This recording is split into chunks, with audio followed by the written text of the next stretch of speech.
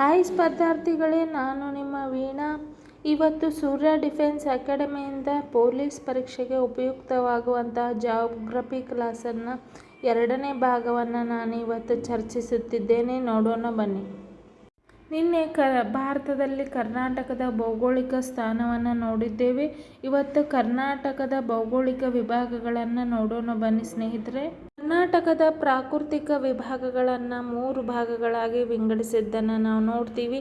ಒಂದನೇದು ಯಾವುದಪ್ಪ ಅಂದ್ರೆ ಕರಾವಳಿ ಮೈದಾನ ಪ್ರದೇಶ. ಇದು ಎಲ್ಲಿ ಬರ್ತದಂದ್ರೆ ಎಕ್ಸಾಕ್ಟ್ಲಿ ಅರಬ್ಬಿ ಸಮುದ್ರ ಮತ್ತು ಮಲೆನಾಡಿನ ಮಧ್ಯೆ ಬರುವ ಭಾಗ ಏನದಲ್ಲ ಅದೇ ಕರಾವಳಿ ಮೈದಾನ ಪ್ರದೇಶ ಅಂತ ಕರಿತೀವಿ. ಇಲ್ಲಿ ಯಾವ್ಯಾವ ಜಿಲ್ಲೆಗಳು ಬರ್ತಾವಂದ್ರೆ ದಕ್ಷಿಣ ಕನ್ನಡ, ಉಡುಪಿ, ಉತ್ತರ ಕನ್ನಡ ಜಿಲ್ಲೆಯ ವಲಯದಲ್ಲಿ ಇವು ಬರ್ತಾವು. ಇದರ ಉದ್ದ ಸುಮಾರು 320 ಕಿಲೋಮೀಟರ್ ಇದೆ.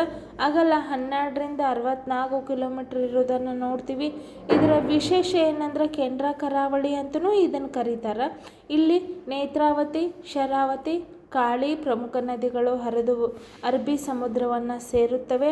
ಇಲ್ಲಿ ಬೆಳೆಯುವ ಪ್ರಮುಖ ಬೆಳೆಗಳು ಯಾವ ಅಂದರೆ ಭತ್ತ, ತೆಂಗು, ಗೋಡಂಬಿ.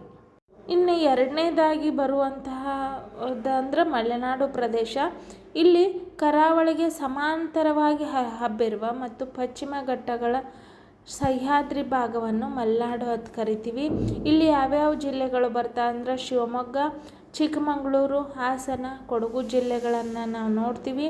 ಇದರ ವಿಶೇಷತೆ ಏನಂದರೆ ಇಲ್ಲಿ ನಿತ್ಯ ಹರಿದ್ವರ್ಣದ ದಟ್ಟ ಕಾಡುಗಳನ್ನು ನಾವು ನೋಡ್ತೀವಿ. ಜಲಪಾತಗಳಿಗೆ ಪ್ರಸಿದ್ಧಿಯಾಗಿದ್ದನ್ನು ನೋಡ್ತೀವಿ. ಪ್ರಸಿದ್ಧವಾದ ಶರಾವತಿ ನದಿಯ ಜೋಗ್ ಜಲಪಾತ ಇಲ್ಲೇ ಕಂಡುಬರುವುದನ್ನು ನಾವು ನೋಡಾಕತ್ತೀವಿ. ಎತ್ತರದ ಶಿಖರ, ಇಲ್ಲಿ ಕರ್ನಾಟಕದ ಅತ್ಯಂತ ಎತ್ತರದ ಶಿಖರ ಮುಳ್ಳಯ್ಯನಗಿರಿ ಅಂದರೆ ಸುಮಾರು 1929 ಮೀಟರ್ ಎತ್ತರದಲ್ಲಿದೆ. ಇದು ಎಲ್ಲಿ ಕಂಡು ಬರ್ತದಪ್ಪ ಅಂದರೆ ಚಿಕ್ಕಮಗಳೂರು ಜಿಲ್ಲೆಯ ಮಲೆನಾಡು ಭಾಗದಲ್ಲಿ. ಇಲ್ಲಿ ಕಾಫಿ, ಚಹಾ, ಅಡಿಕೆ ಪ್ರಮುಖ ತೋಟದ ಬೆಳೆಗಳನ್ನು ನಾವು ನೋಡ್ತೀವಿ. ಇನ್ನು ಮೂರನೇ ಭಾಗ ಯಾವುದು ಪ್ರಮುಖವಾಗಿದ್ದು ನಾವಿರುವುದು ಅಥವಾ ಅಂದರೆ ಮೈದಾನ ಪ್ರದೇಶ. ಮಲೆನಾಡಿನ ಪೂರ್ವಕ್ಕೆ ಹರಡದ ವಿಶಾಲವಾದ ಬಯಲು ಸೀಮೆಯನ್ನು ಹೊಂದಿದ ಮೈದಾನ ಪ್ರದೇಶ. ಇದನ್ನು ಪ್ರಮುಖವಾಗಿ 2 ಭಾಗಗಳನ್ನಾಗಿ ಮಾಡ್ತೀವಿ.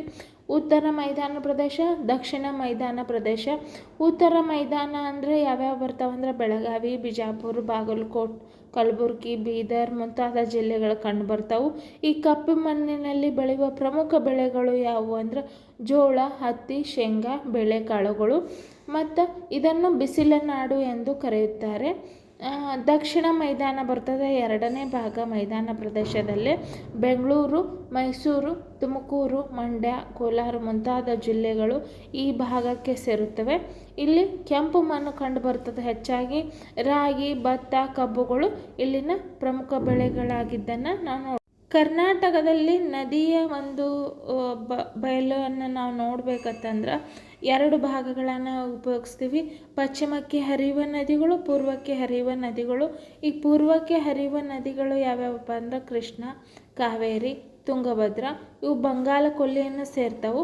ಪಶ್ಚಿಮಕ್ಕೆ ಹರಿಯುವ ನದಿಗಳು ಶರಾವತಿ, ಕಾಳಿ, ನೇತ್ರಾವತಿ ಇವು ಕರಾವಳಿ ಪ್ರದೇಶದಲ್ಲೇ ಹುಡ್ತಾವು. ಇವು ಎಲ್ಲಿ ಸೇರ್ತಾವಂದ್ರೆ ಅರಬ್ಬಿ ಸಮುದ್ರಕ್ಕೆ ಸೇರಿದ್ದನ್ನು ನಾವು ನೋಡ್ತೀವಿ. ಇಷ್ಟೊತ್ತನ ವೀಕ್ಷಿಸಿದ ಎಲ್ಲ ವಿದ್ಯಾರ್ಥಿಗಳಿಗೆ ಹೇಳಬೇಕಂದ್ರೆ ನಾವು ಸೂರ್ಯ ಡಿಫೆನ್ಸ್ ಅಕಾಡೆಮಿಯಿಂದ ಬ್ಯಾಚ್ಗಳು ಆಫ್ಲೈನ್ ಮತ್ತು ಆನ್ಲೈನ್ ಬ್ಯಾಚ್ಗಳು ಸ್ಟಾರ್ಟ್ ಆಗ್ಯಾವು. ಎಲ್ಲರೂ ಈ PC ಪರೀಕ್ಷೆಗೆ ಅತ್ಯಂತ ಸೂಕ್ತವಾದಂತಹ ಕೋಚಿಂಗನ್ನು ಆಯ್ಕೋಬೇಕಂದ್ರೆ ನಮ್ಮ ಸೂರ್ಯ ಡಿಫೆನ್ಸ್ ಅಕಾಡೆಮಿಗೆ ಬರ್ರಿ. ಯಾಕಂದ್ರೆ ಫಿಸಿಕಲ್ಲು ಆರ್ಮಿ ಅವರಿಂದ ಆಮೇಲೆ ರಿಟರ್ನ್ ಎಕ್ಸಾಮ್ ನುರಿತ ಶಿಕ್ಷಕರಿಂದ ಹೇಳ್ಕೊಡಲಾಗುವುದು. ಎಲ್ಲರೂ ನಮ್ಮ ಚಾನಲನ್ನು ತಪ್ಪದೇ ಸಬ್ಸ್ಕ್ರೈಬ್ ಮಾಡಿರಿ, ಲೈಕ್ ಮಾಡಿರಿ, ಶೇರ್ ಮಾಡೋದನ್ನು ಮರಿಬೇಡ್ರಿ ಸ್ನೇಹಿತರೆ. Thank you.